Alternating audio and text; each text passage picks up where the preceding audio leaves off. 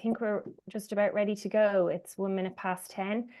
So a very warm welcome to everybody who has taken the time out of a very busy day to join this panel discussion, which I hope you're going to find interesting and insightful. So you may be here for different reasons.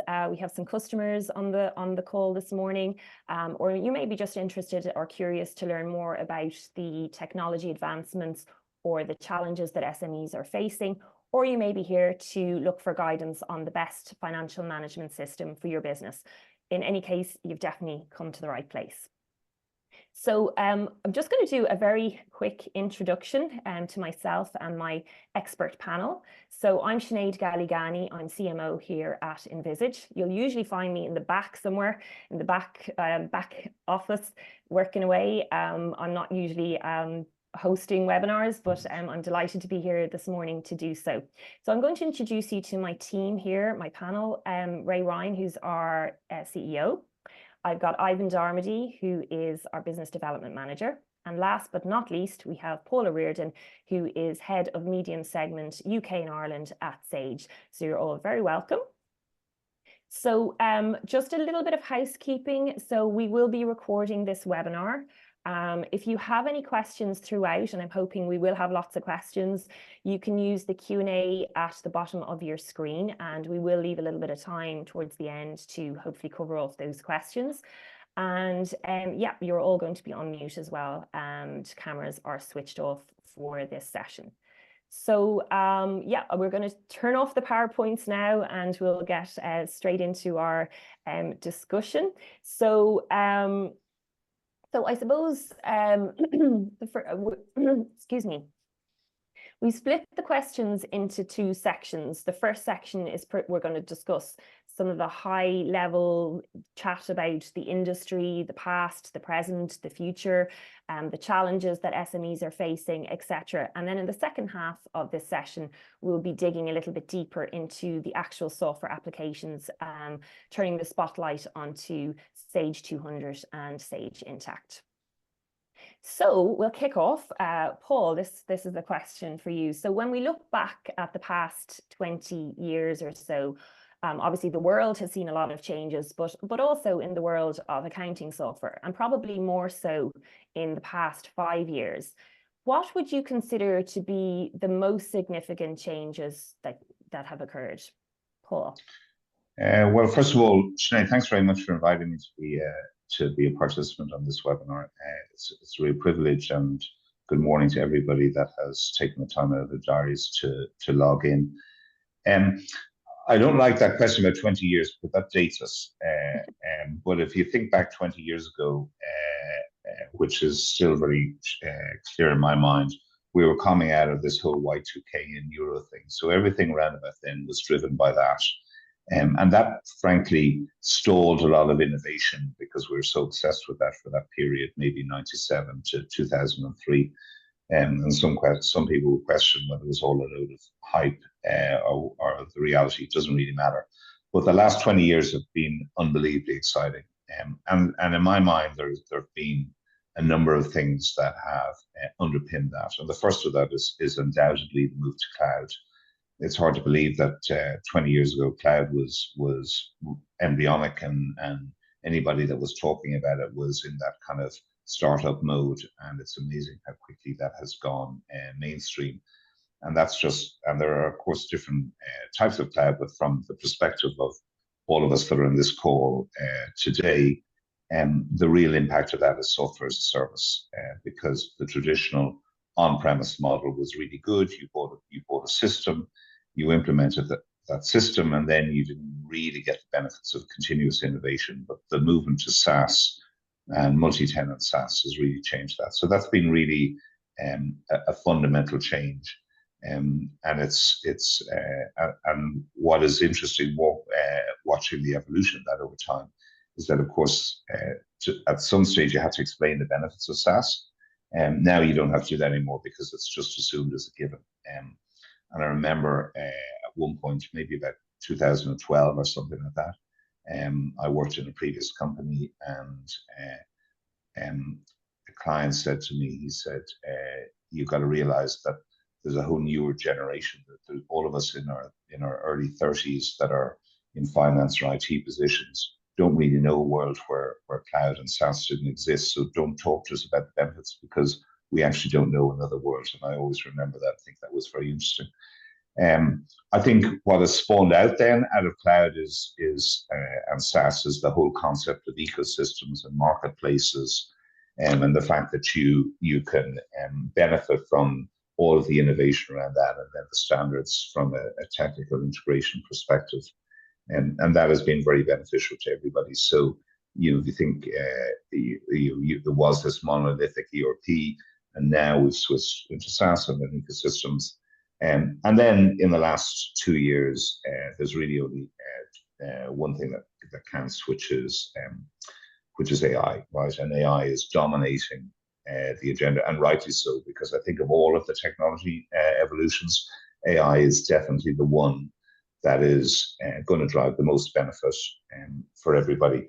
We're only at the beginning of it, but it's going to transform businesses, humans, the way that we work, the way that we operate. It's truly transformational, and that is it's great to be part of that AI evolution. Okay, great. Okay, interesting. And just sticking on the topic of AI there for a second, are there any other advancements or key trends that we should be watching out for? Well, I think I wouldn't look beyond AI. I think that is AI is going to be central to everything that we do, and it means and I think I think depending on who you talk to, AI on the one side has got is dystopian. It's computers are going to take over the world, and humans are going to have no work, and there's going to be no jobs, and we're all going to become redundant, and I think that is totally over the top and totally ridiculous. But in the world that we live in, it's always a good. You always have people that take that kind of view. And then you see, and AI, there's obviously two parts to AI in my mind. The first is kind of in that whole consumer world and the world that we live in, where you'll see it us as maybe in our non-professional lives. And then there's AI in the business world. And I'm really proud that Sage launched Sage Copilot in February. We announced it. In February, we launched it in March. And it's been a very interesting journey that 3 months later, the insights that we have about it. But we're looking at it from a couple of core principles. And the first principle is the foundation. Our sole purpose in existence is to provide accounting, HR, and payroll software. And the trust and the bond we have with our customers is about trust. Right? We have to have trust, and we have to have integrity. So therefore, that drives everything we're doing from an AI perspective. Okay. The second thing from an AI perspective in terms of what we're doing is we're very clear about what we want to achieve. And this whole dystopian thing we want to park, it's much more about what we want to do is use the power of AI to elevate human work. Okay, so we putting it to use in a practical sense from a financial software perspective. Yeah, and I think underpinning that there's kind of two drivers around that. The first is the most precious commodity any of us have is time, and particularly in the accounting world, a huge amount of time is spent doing mundane tasks. It was interesting. I attended an internal event last week, and the principles of double entry bookkeeping are about 700 years old. It's quite remarkable. But actually, a lot of the work to produce a TV and a balance sheet and all the outputs of that haven't really, they haven't really changed all that much. And because it's mundane, because it's transactional, you then get errors. So the big focus and what AI enables you to do is really drive automation and efficiency, because what we're trying to do is we're trying to assist in the completion of routine tasks. Because when you have routine tasks that just go on and on, that leads to errors, that leads to mistakes, that leads to boredom, it leads to frustration. So in our first release now of Sage Copilot, I've been blown away by the the ideas and things that we're able to do now that we were never able to do before, driven by the advances of AI technology and based on the data models that have been created. The second thing is the other second focus for us is unlocking the data flows to give you better business insight. So, for as long as I've been working in this industry, all people have said to me is, the data is in there, I can't get it out. Help me. Now, what's happened is we've generated a lot of BI tools and a lot of analytic capabilities. But again, what they're really telling you is that they then give you the data, but then you have to go and find it. Right? Now, what AI is allowing you to do is to see where all the outliers are, where the areas are that you need to focus on, and it's a disability because the models allow you to do that. It's offering up suggestions, ideas, and this looks out of sync with the normal behavior. This looks unusual, whatever it may be. And then also you will be able to chat with your data. So, and that could be chatting in the broader sense via the typing in, but ultimately you'll be able to have this conversation and say, hey, in a way that we do with Siri or Alexa or Amazon, it's going to be fascinating. But I think the key thing is we're not even at the end of the beginning. We're at the beginning of the beginning, right? This is really, really early doors. So watch this space. Exactly. Okay, thanks for that, Paul. So Ray, I'm gonna turn the next question over to you. In terms of the challenges that SMEs are facing, I'm sure at this point over the years you've seen it all, or maybe you haven't because the challenges keep changing. But can I ask you, what are those key challenges that you encounter from customers and potential customers? I don't know if that opening introduction, Sinead, makes me feel older than Paul. So thank you for that. You are. I'm not sure if he's older. You are. Totally. I would like to echo Paul's gratitude to everybody for joining us this morning. It's fantastic that people are interested in this topic, and there is a whole evolution starting to happen, as Paul's phrase is, beginning of the beginning, and it is one of those beginnings of the beginning. However, from what the business SME guy faces on a day-to-day basis, regretfully, some of the things are still the same and are going to be the same. And what I mean by that, well, if I was to look at it being an SME myself, the first thing I do look at is stability, economic stability. As a business, we will continue to need and understand where we are from an economic stability point of view. And what's really a challenge for the SME sector at the moment is that every morning you wake up and turn on whatever news program or podcast program you're listening to these days, and you get some new headline that goes, oh my God, I wasn't expecting that. So as SMEs in the marketplace, despite everything that we have to do on a day-to-day basis, we do have this changing world that we have to be cognizant about over and above all the individual changes, such as AI, as Paul has described, coming at us. But they're kind of things we effectively can't control. We need to be aware of them. So from the point of view of things we can control, again, the world hasn't changed. Every CEO, every CFO that I talk to, that I would know of, any colleague of mine, controlling costs. Everybody wants to control their costs and know how their business is running, know if they're profitable. And that controlling costs is only achieved by accessing information. Thankfully, with the tools Paul described, getting your KPIs and getting software to deliver those KPIs to you is getting easier, much, much easier. But still, there are businesses that are looking at the situation of only finding out something has gone wrong when either somebody has retired, and they used to do that on a spreadsheet, or some spreadsheet has stopped working. And that's the challenge, I think, that's there for business in the SME sector, is to move themselves away from having spurious information about their business all around their business and getting that information into a central place where we can now allow modern technology get to grips with it and give them back the results that they need to make more accurate decisions. The other thing that I think is going to be really important, and this one everybody seems to go on about, and everybody goes, labor shortage, labor shortage. There's no shortage of people. There's lots of people. What I think we need to start looking at and focusing on is labor usage rather than labor shortage. Because as Paul rightly pointed out, some of the Copilot tools capabilities will actually change the way in which we want people to be active within our business.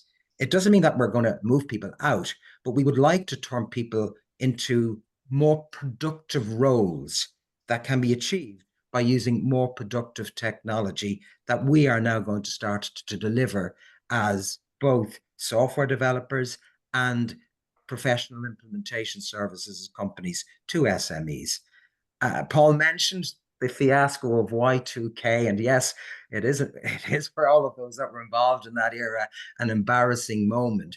But it would be only fair to say that in the period of time right up to just the recent 10 years since cloud and SaaS started to bring everything together, I would have looked at what the IT industry, and they should be slightly embarrassed about themselves, had achieved for SMEs, is that we really were delivering you massive calculators, things that looked to the past, made sure your math was right, and told you what had happened historically. With the emergence of CRM, it was the first piece of technology in the software front that began to look at predictability. And now when we talk about the business tools that have arrived to help you as you are currently now running, such as BI tools to access your data, and with AI coming forward, this future look about reactivity in the marketplace with the correct information versus proactivity, which is what we need to be doing, is where I see the complete difference that's going to come from this area. And this is what the SME sector should be looking at to make sure they're fully aware, fully up to speed. And that's where I feel Envisage as a business is there to help, because this is our role. Our role is to be ahead. Our role is to be on top of this technology, to partner properly with our software providers, Sage, so that we understand entirely what their new developments are going to do at a shop floor level. I've a little statement inside that for our own business that I always reiterate to myself and to the team is to stay relevant. And using these tools, I think we will help SMEs to stay relevant going into the future. Very good. Thanks for that, Ray. So Paul, what impact do you think Sage software has had on customers? Well, ultimately, the customer will be the judge of that. But I think the beauty about Sage is that we focus on the SMB business, SMB world. That's our market, right? That's our heritage, and that's who we focus on. And if I look back, we really created a category. We have, between ourselves and Envisage, we have probably 500 customers, which is a very significant number.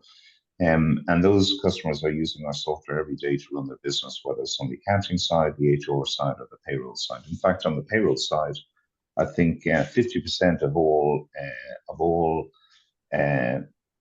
people that are in employment in Ireland are paid using Sage software, and about 30% in the UK. It's a very significant number that are going through.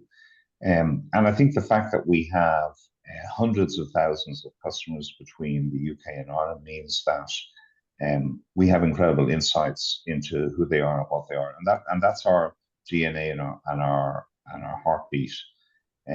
But most importantly, and Ray has mentioned this already, is the focus on innovation, because the company we were 10 years ago was very different to the company we were 5 years ago. It's very different to the company we are now, because what we have to do is stay relevant. I love that phrase, Ray. I'm going to capture that and sound very informed. But it's about staying relevant, so we're delivering solutions that meet our customers' needs. That's incredibly important, and moving with the times. And ultimately, what we want to give people is choices, because we have some solutions and technologies that are incredibly powerful, But frankly, they're not moving with the times, and that may not be because of functionality. It may be because of technical debt, right? And that's one of the key things that is the challenge that customers have to manage, because they may really like a solution that we have, but it's running on infrastructure, servers, PCs, whatever it may be, that are no longer served. So we have to make sure that we have a journey and a pathway for people to move up. Okay, perfect. And Ray, if I could ask you the same question, but this time from an Envisage perspective, what differences do you think you've made to customers?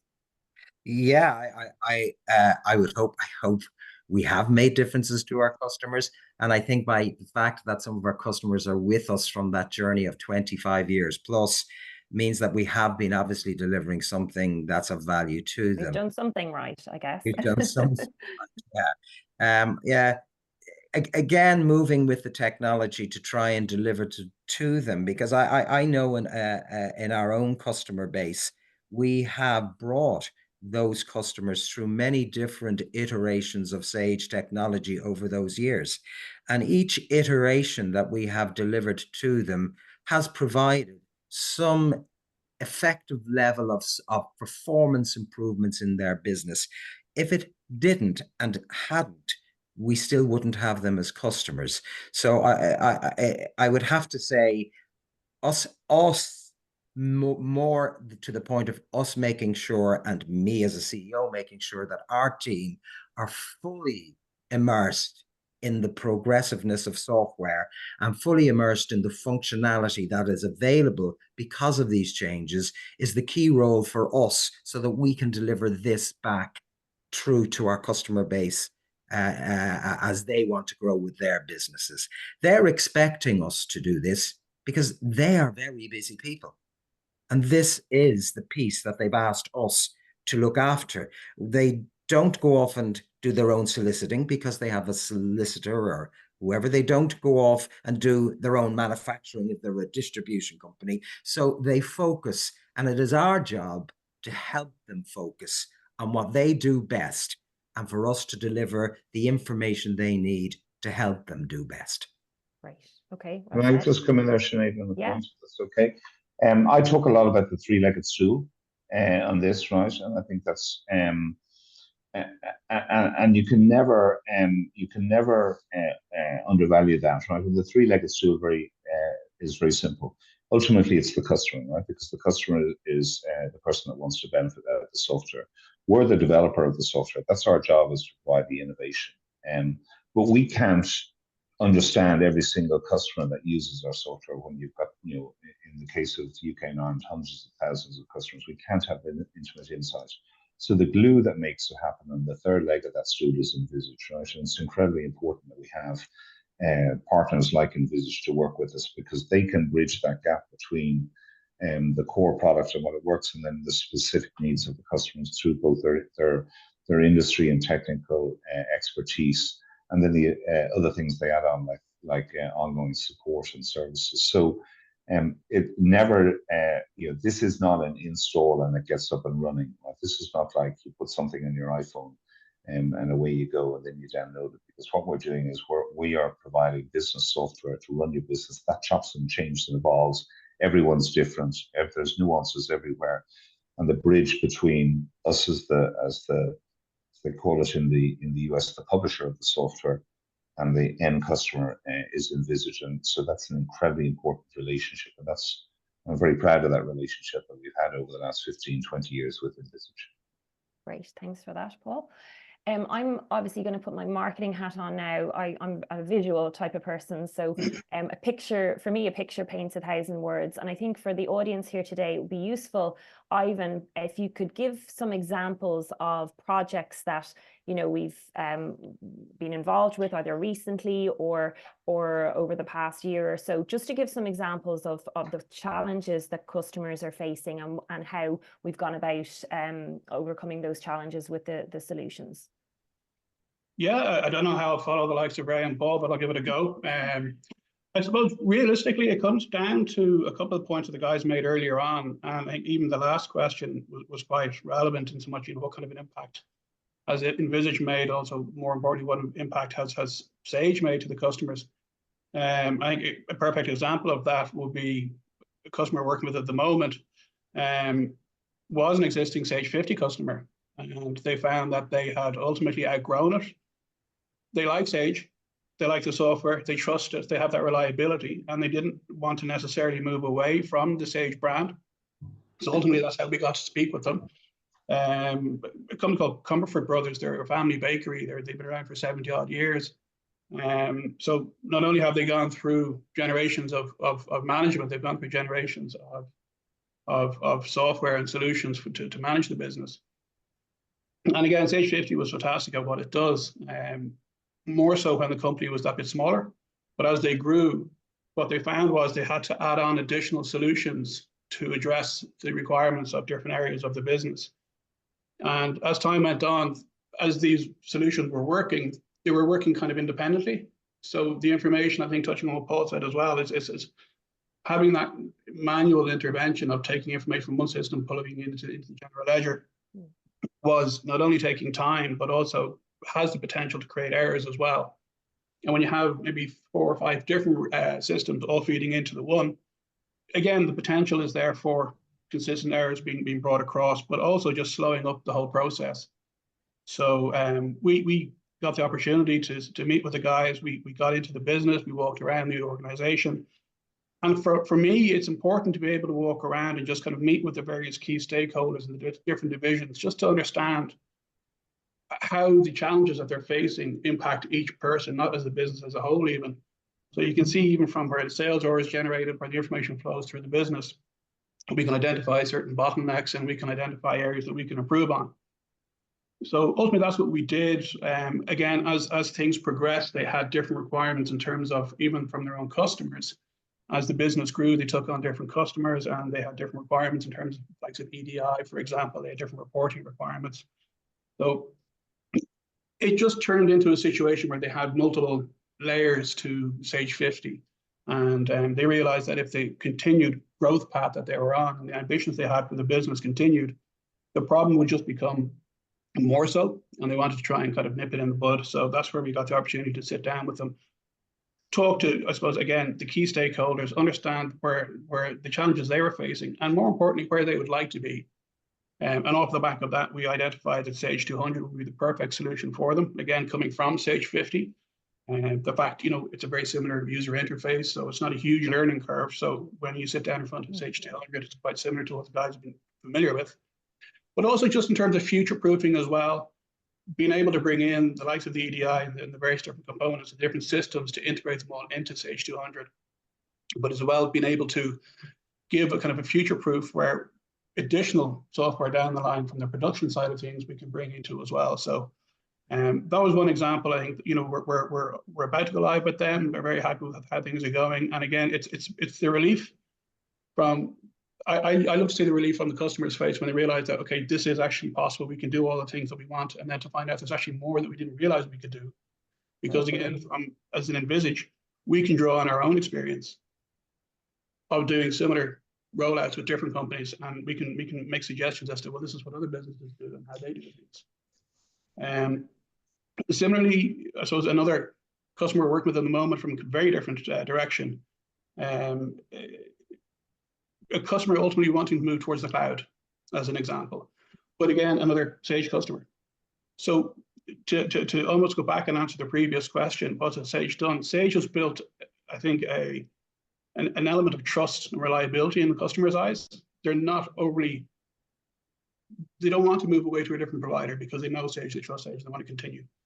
So the fact that we have the ERP space covered as well, and we have different solutions there.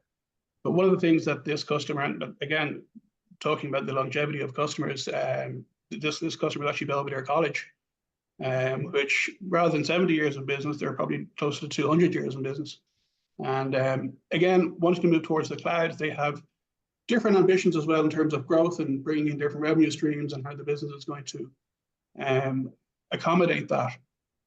So again, we were able to go in, sit down with the guys, talk to the various different departments, and understand what it is they wanted to do, what it was they wanted to achieve. And again, just from what they had said, for me, the clear answer, 100%, given the fact that they're actually a registered charity, they do have reporting requirements specifically around revenue recognition, amortization, and reporting. So for me, Sage Intacct was a no-brainer in that respect. So again, we sat down, we proposed to them, showed them what we could do, gave them examples of the changes that we could make, and again, build that foundational layer of how they can grow and kind of build the solution around that as they go down, I suppose, explore different revenue streams. So again, we're in the process now with those guys. Again, the feedback we've had so far has been fantastic.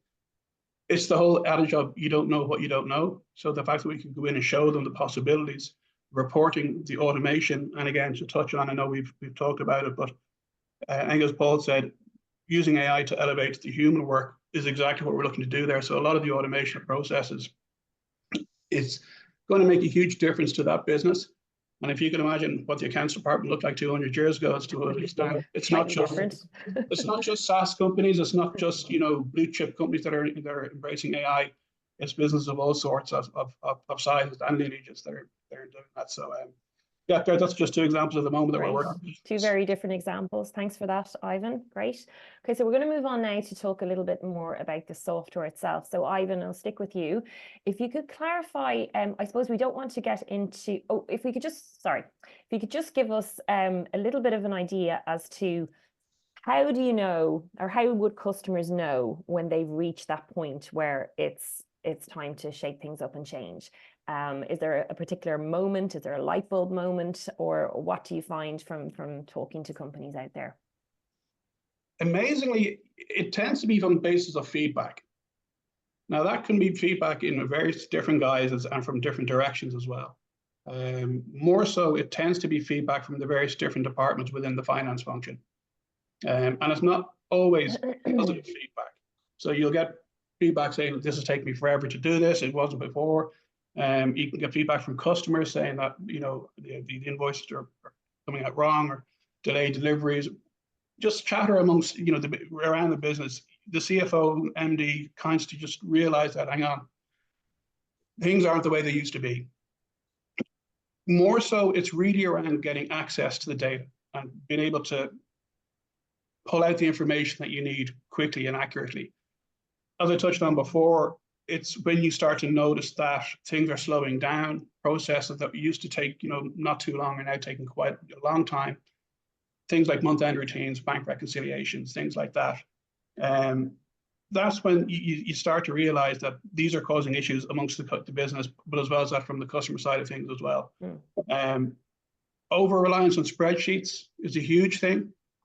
We've all grown up with Excel as a fantastic tool. Amazingly, we still, I think, only use like 5% of its capabilities famously. But we all use those 5% on a daily basis. It's the fact that you're working on all these disparate spreadsheets around the business as well. Again, I think as Paul said at the top, it opens up that potential for error.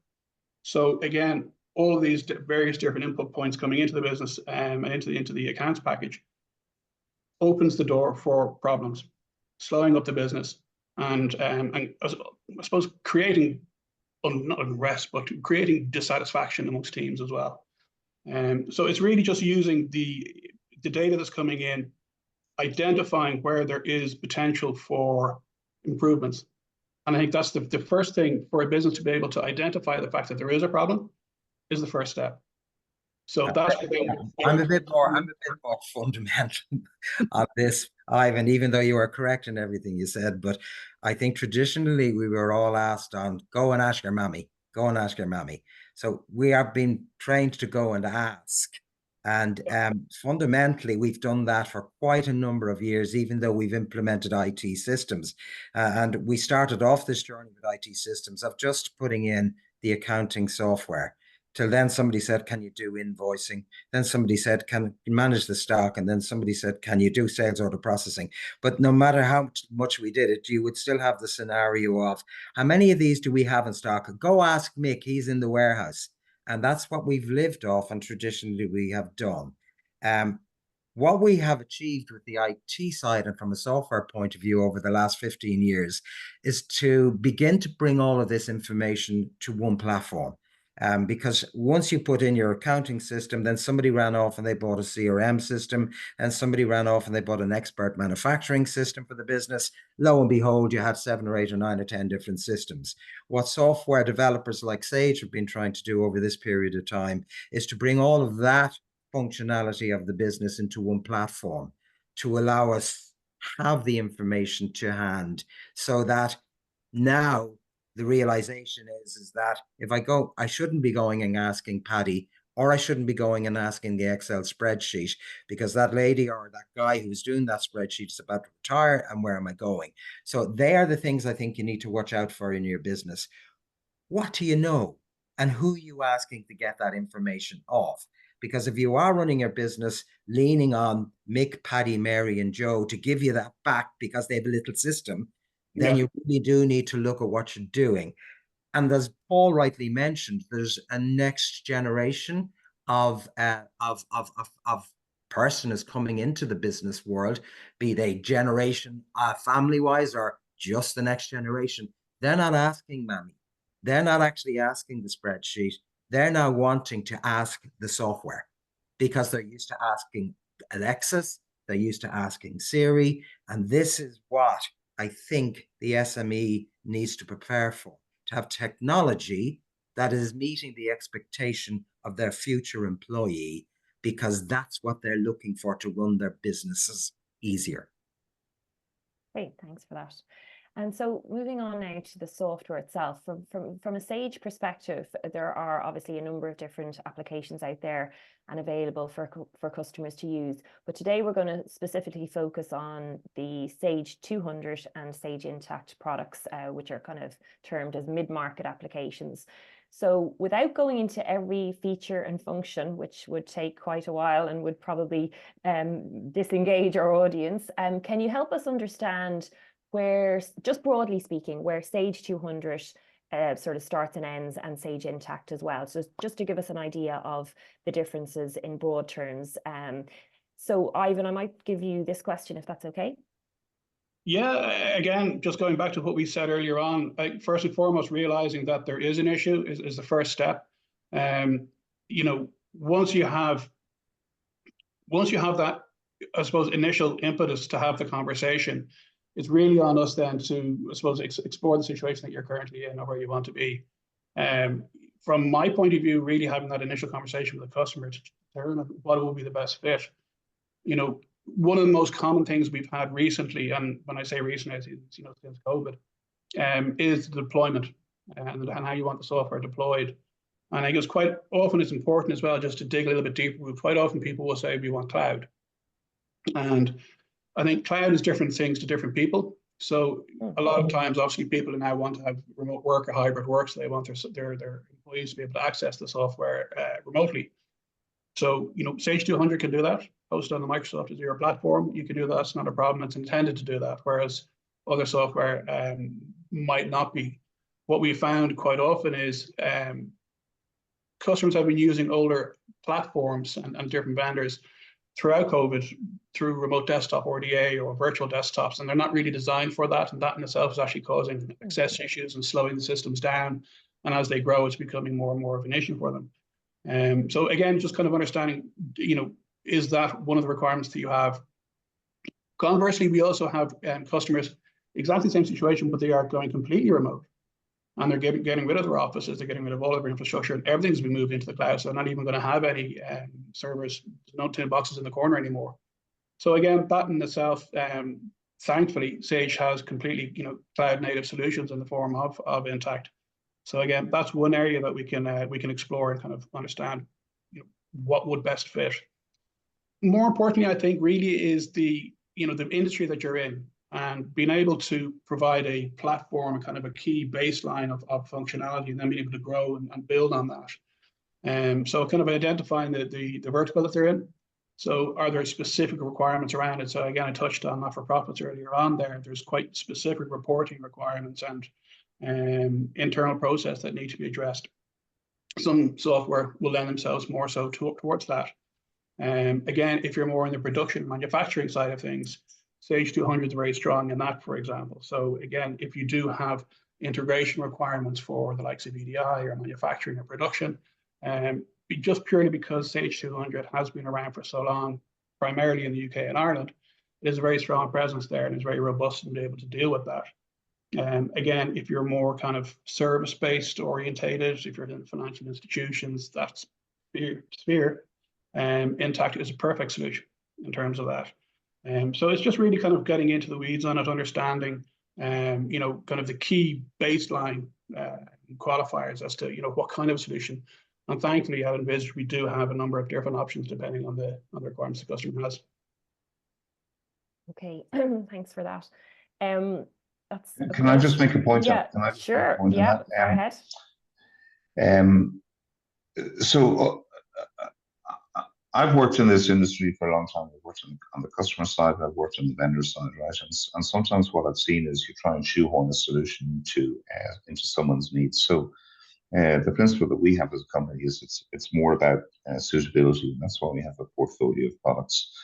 And this particular part of the section is about Sage 200 and Sage Intact. Now, Sage 200 is a product that we developed in the UK and Ireland, specifically for the UK and Ireland. It's been out for about 15 years.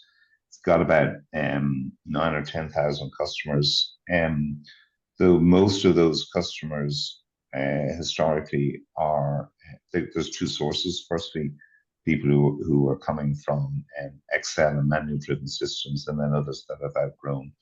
And historically, it's been about 2/3 manufacturing and distribution and retail, and so 2/3 make up that, and 1/3 make up services business. Sage acquired Intact 7 years ago, almost to the day. It was very much a US focused product. We've taken that over to this market. We took it into the UK 5 years ago and into Ireland last year. And that Intact right now is very much focused on the services based in industries. So my general thought process would be right now 200 for manufacturing, distribution, retail, Intact for services. But in time, Intact will expand out into other areas. But that's kind of the simple way I would look at it right now. Okay. Slightly different architecture, slightly different capability.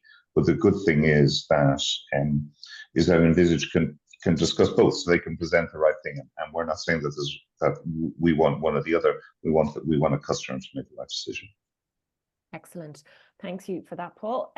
So I guess just quick time check.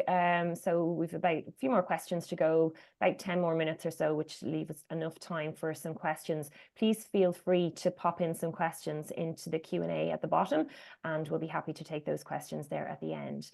So, so sticking with you, Paul, if I can, so Sage Intact is obviously a cloud native application.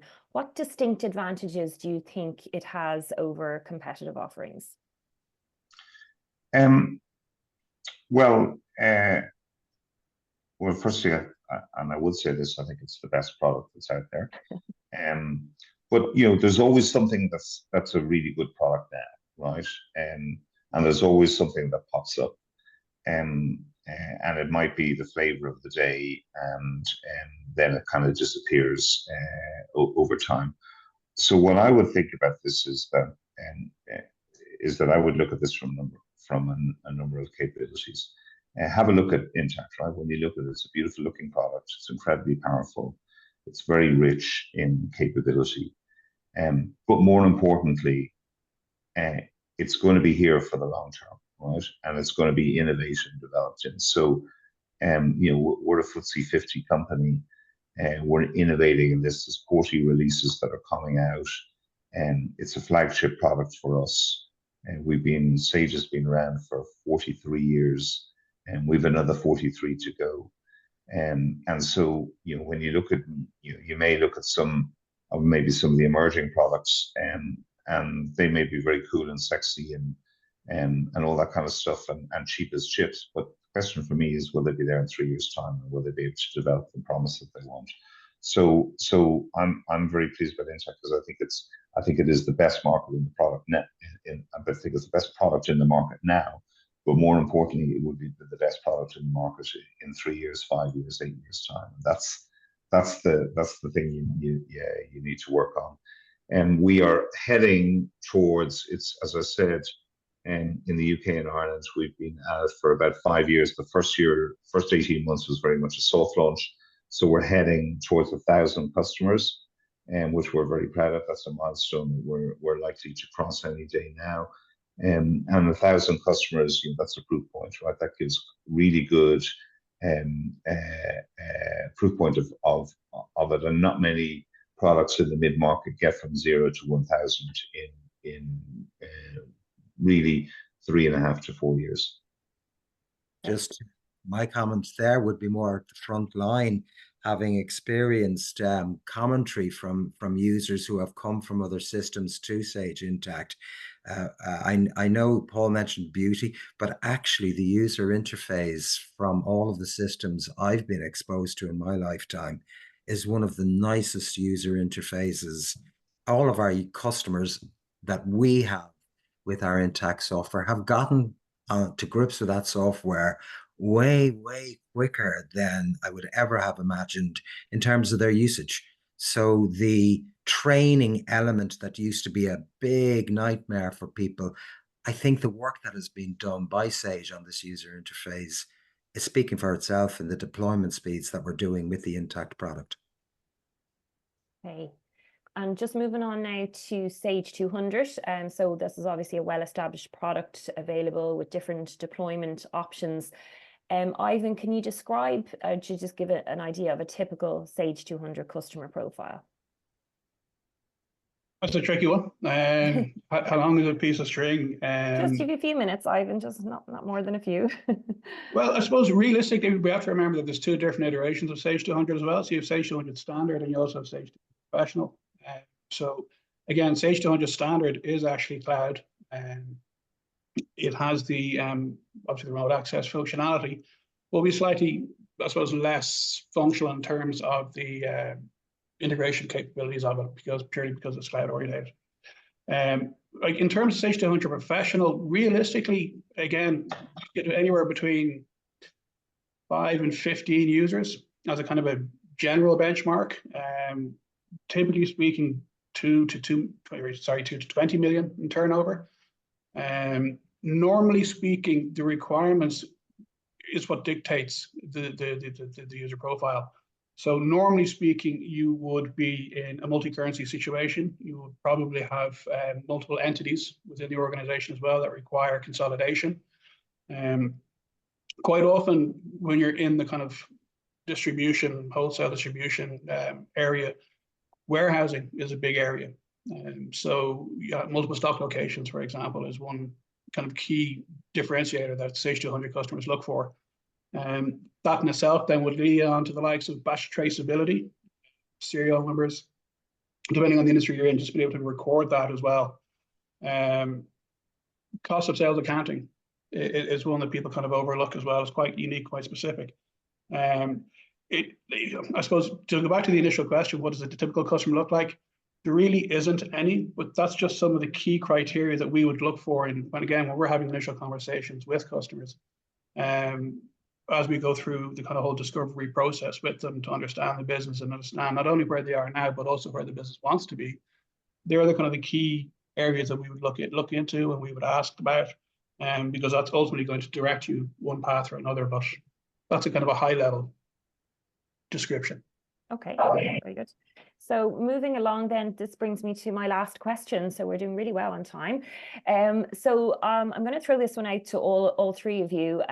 So what advice would you offer to businesses that have realized they've reached this point where they need to do something and they may be beginning their finance system or ERP journey? What advice would you offer them? So Ray, if I can start with you, please. Oh, have a look at Sage, the first bit. No, but I think, yeah. There's two things I've noticed through all of my years of doing this, and they're both at either end of a scale. There are the people who do nothing about wanting to measure the success of the project in advance, and there are the people who have so many things that they want to measure by implementing that it's not doable. So the first thing I would suggest out loud to anybody looking at moving from one system to another system is identify key, not hundreds, 5 to 6 key specific things you are wanting to do in your business in the future that you're not doing now, that this software will enable you to do, because that's easy to measure from a success point of view. There are myriad of ways, and as Ivan was saying, Sage 200 is a very flexible piece of software because we can bring it into many industries. Sage Intacct at the moment is very specific in certain sectors as to where it brings the best to the fore. But as a person who's going to implement software, it is so important for us, and a much better position for us, to be in a position with a customer that he's able to tell us, I wanted to do this, this, this, and this, because we can aim for that with them to achieve it. The other mistake I think is made is that, yes, we wanted to do 50 things, but no priority on those 50 things. So that ends up that the man who shouts the loudest internally gets his... Or the woman. Or the woman. Apologies. Yes, because I have a lot of them on my team. But that they end up being the person who gets the success, and the overall isn't a success. So I think those two, the measurement, having your measurement of success, but not having a complicated measurement of success, is the first thing I'd advise an SME to sit down with his own team and do. Okay, thank you, Ray. And Ivan, do you want to take this question? This might be slightly controversial given the panel, but the first thing I would say is to go out and talk to different vendors and get a sense of what's out there in the marketplace ultimately. One thing that I found talking to customers in the situation is our implementation projects are honed. They're like there is a fine art to us at this stage, and we've been doing it that long, and people are quite surprised at how painless we make it, I suppose, is one term. So being able to talk to various different vendors to understand, is this going to be a 6-year project? Is this going to be a 6-month project? What's involved? But just to tack on to what Ray said about identifying the key stakeholders in the business, and ultimately being able to talk to the various different people around the company, see what is it they want from a system. Because quite often when you're moving off a more kind of foundational or basic accounting package, it is just that, it's an accounting package, and you have all those various different other systems tacked onto it. So now when you're looking at an ERP, it's really to understand, okay, what would you like, that magic wand scenario? What would you like from a system if you could wave a magic wand, and that would be in 6 months' time, you'd have that at your fingertips. So getting those key people around the table as the management team, identify them, and then basically build out your project team. So you have the right people on board who are informed and have skin in the game ultimately, because they want to make that project a success. Okay, thanks. Thank you, Ivan. And finally, to Paul. Can I just, yeah, thank you. Look, I think why would anyone make a change? Right? That's the question. Right? They make a change for a number of reasons. One is because they have technical obsolescence. One is they've outgrown the system, and the other is that they have, an event has happened, like a merger and acquisition, divestment, or something like that. And the other is change of management. So there's no one reason for a driver of this. And I think there is one point about one of the things as an industry that is always, some might say we failed, but we try and say, what is it you want? And of course, if you don't know what you don't know, how can you say what you want, right? So an important part of this is to engage with Sage or with Envisage, to understand the art of the possible, right? And that's the key thing, because then that can shape your mind. I'm of the belief that in any particular industry, 80% of businesses are largely the same. It's trying to figure out what's unique and different about you. What's that other 20%? Because it's closing that gap on the 20% and making that very apparent and surfacing those issues. I was talking with someone yesterday, it's at the big end of the SMB space, and they were saying that they were they're going through a design phase at the moment, and one of the learnings for them was they hadn't sat down and thought about what were the really unique parts of their business. Right? So what they had done was that they focused initially, on all the normal parts, right, or traditional parts that are standard across all companies, and they hadn't zoned in. So they'd lost a little bit of time, spun some wheels, by not focusing on the uniques and the specifics and how that would be dealt with. And ultimately, what Envisage can do is that they can help close those gaps. So if you focus on that 20% that's unique to you, drill in on that, and then just say, well, you could do it this way, you could do it that way, or you could do it the other way, and present you with options.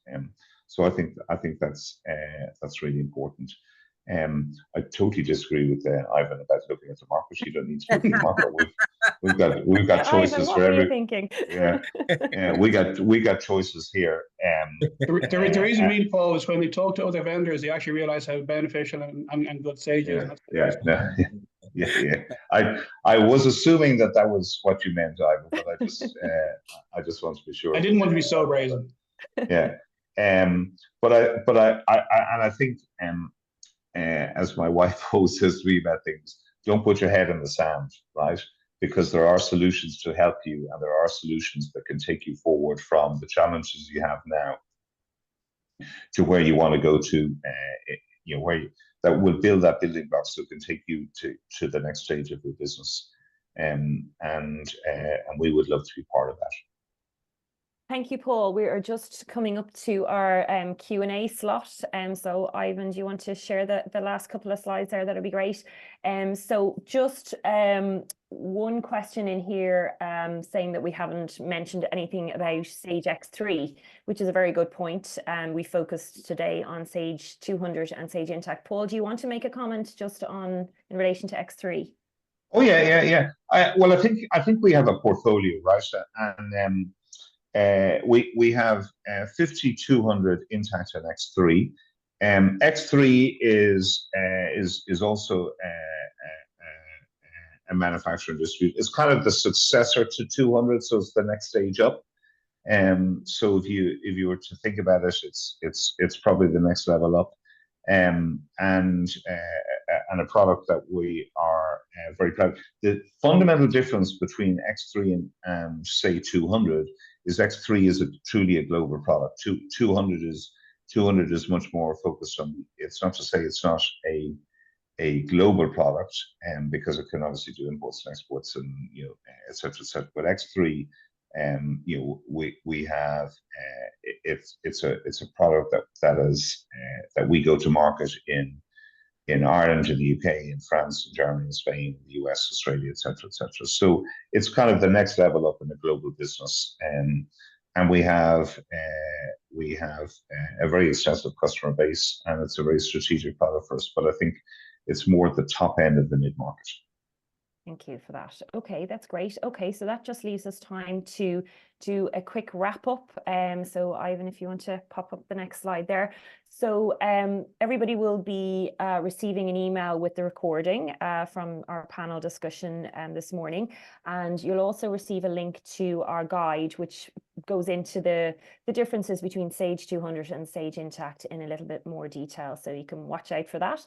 Otherwise, it just to say thank you again for taking the time to join us for our panel discussion. Hopefully you've got something beneficial out of it, and our contact details are in front of you there on the screen. So we'd absolutely love to engage and have a chat about your challenges or your project, whether you're an existing customer or whether you are just new to us, and we'd love to engage further. So yeah, thanks very much.